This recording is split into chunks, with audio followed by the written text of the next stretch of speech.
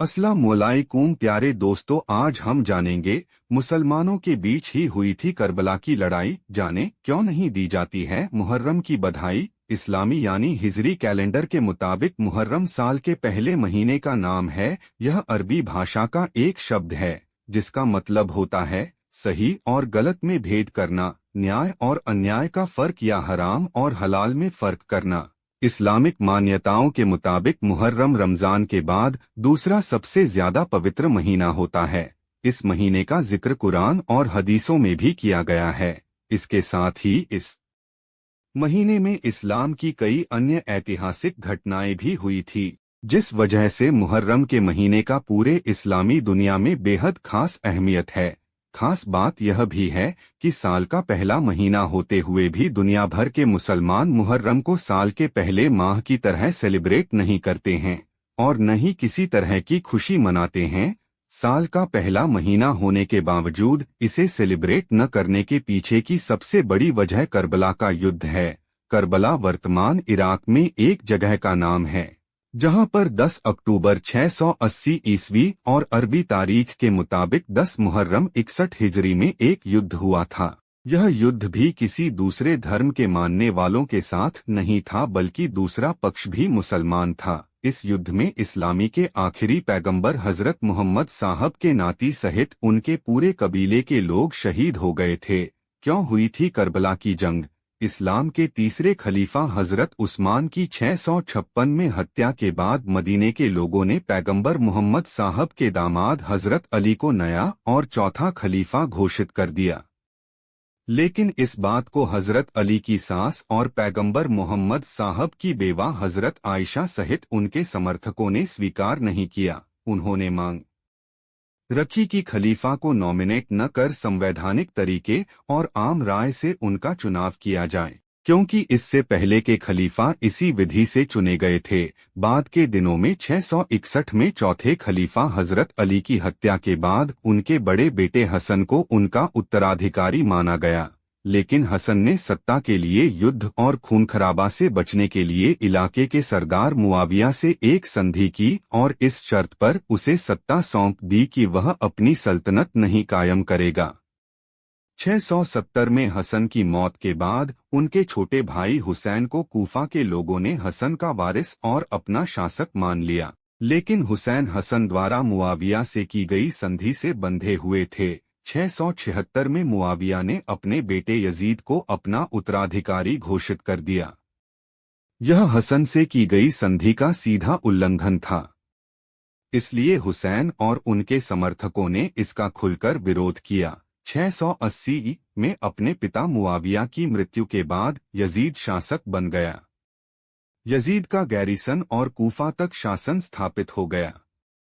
इस बात से दुखी वहां की अवाम ने हुसैन से उमैयद शासक यजीद को सत्ता से उखाड़ फेंकने की गुजारिश की, जबकि यजीद ने सत्ता संभालते ही हुसैन और अन्य असंतुष्टों से समर्थन की मांग की और उन्हें अपनी अधीनता स्वीकार करने का प्रस्ताव भेजा। हुसैन ने यजीद का ये प्रस्ताव ठुकरा दिया।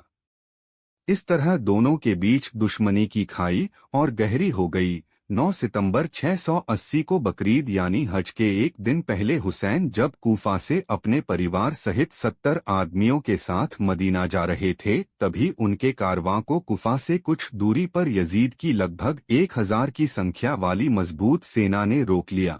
हुसैन के काफिले को सुरक्षित रास्ता देने की यजीद के गवर्नर उबैद अल्लाह इब्न जियाद से की गई वार्ता विफल हो गई। हुसैन ने उसके अनैतिक शर्तों को मानने से इनकार कर दिया। 1 माह तक हुसैन और उनके लोग निर्जन रेगिस्तान में बिना खाना पानी के तंबू गाड़कर रहने को मजबूर हो गए। यजीद ने वहां 4000 और सेना भेज दी। 10 अक्टूबर यानी मुहर्रम की 10वीं तारीख की रात में यजीद की सेना और हुसैन के लोगों के बीच भीषण लड़ाई शुरू हो गई। इस युद्ध में हुसैन सहित उनके परिवार और कबीले के सभी लोग वीरगति को प्राप्त हो गए। इसमें बूढ़े, बच्चे, औरत और मर्द सभी शामिल थे। परिवार के कुछ जिंदा लोगों को यजीद ने बंदी बना लिया। इस दिन को इस्लामी इतिहास का काला दिन माना जाता है। दुनिया भर के मुसलमान इस दिन को शोक के दिन के तौर पर याद करते हैं। करबला के जंग के पहले से ही बंट गए थे शिया और सुन्नी। इस तरह करबला की लड़ाई से पहले हजरत अली को खिलाफा मनोनीत करने के समय से ही मुस्लिम समुदाय दो राजनीतिक गुटों में बंट गया था, जिसमें हजरत अली और उनके बेटे हुसैन के समर्थक शिया कहलाने लगे और शेष मुसलमान सुन्नी। करबला की इस लड़ाई में हजरत हुसैन की शहादत के बाद से ही अली के समर्थकों ने खुद को एक अलग पहचान के साथ एक संप्रदाय में बदल दिया। करबला के इस युद्ध का शिया इतिहास, परंपरा और धर्मशास्त्र में बहुत बड़ा स्थान है। शिया साहित्य में इसका विस्तृत वर्णन किया गया है। शियाओं के लिए हुसैन की पीड़ा और शहादत, गलत के खिलाफ सही और अन्याय और झूठ के खिलाफ न्याय और सच्चाई के संघर्ष में बलिदान का प्रतीक बन गई। करबला की जंग को शिया और सुन्नी मुसलमान दोनों ही एक ऐतिहासिक त्रासदी मानते हैं, लेकिन शिया इस त्रासदी से गहराई तक टूट गए। शिया मुसलमान इस दिन मनाते हैं मातम। मुहर्रम महीने के 10वीं तारीख को करबला की जंग में हजरत हुसैन और उनके अनुयायी शहीद हुए थे। इसे आशूरा के दिन के रूप में याद किया जाता है। आशूरा का दिन इस्लाम में बलिदान, करुणा और अन्याय के खिलाफ खड़े होने के मूल्यों की याद दिलाता है। शिया और सुन्नी दोनों मुसलमान आशूरा के दिन रोजा रखते हैं, गरीबों को दान देते हैं।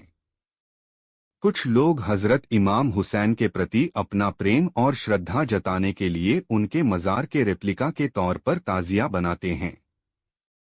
इस मौके पर शिया मुसलमान बहुत ज्यादा शोक मनाते हैं। वह सार्वजनिक जुलूस निकालते हैं, धार्मिक सभाएं आयोजित करते हैं, इमाम हुसैन और उनके साथियों के बलिदान और साहस पर चर्चा कर विलाप करते हैं। सुन्नी क्यों नहीं मनाते हैं मातम? मुहर्रम में करबला की जंग में हजरत इमाम हुसैन की शहादत पर शिया और सुन्नी सभी मुसलमान दुखी होते हैं। हालांकि सुन्नी मुसलमानों के उलेमा करबला की जंग में शहीद होने वालों पर मातम नहीं मनाते हैं और लोगों से ऐसा न करने की अपील करते हैं। उनका मानना है कि इस्लाम में किसी की मौत पर सिर्फ 3 दिन गम मनाने का हुक्म है और मृत्यु पर विलाप करना गैर इस्लामी है। वह सत्य के लिए शहीद होने को फख्र मानते हैं। सुन्नी धर्म गुरु इस दिन ताजिया बनाना, जुलूस निकालना, मातम मनाना और विशेष पकवान पकाने को भी सही नहीं मानते हैं। कुतुब रब्बानी शेख अब्दुल कादिर जिलानी कहते हैं, अगर इमाम हुसैन अलैहिस्सलाम के शहादत के दिन को दुहक और शोक के दिन के रूप में मनाया जाता है, तो इससे ज्यादा माकूल होता कि पैगंबर साहब की वफात को मातम के रूप में मनाया जाता। उसी दिन हजरत अबू बकर सिद्दीकी रसूल की भी मौत हुई थी। कनियाह अल-तलबीन पृष्ठ 38 सियह 2। मौजिज़ दोस्तों, वीडियो अच्छा लगा तो लाइक करें और चैनल को सब्सक्राइब करें।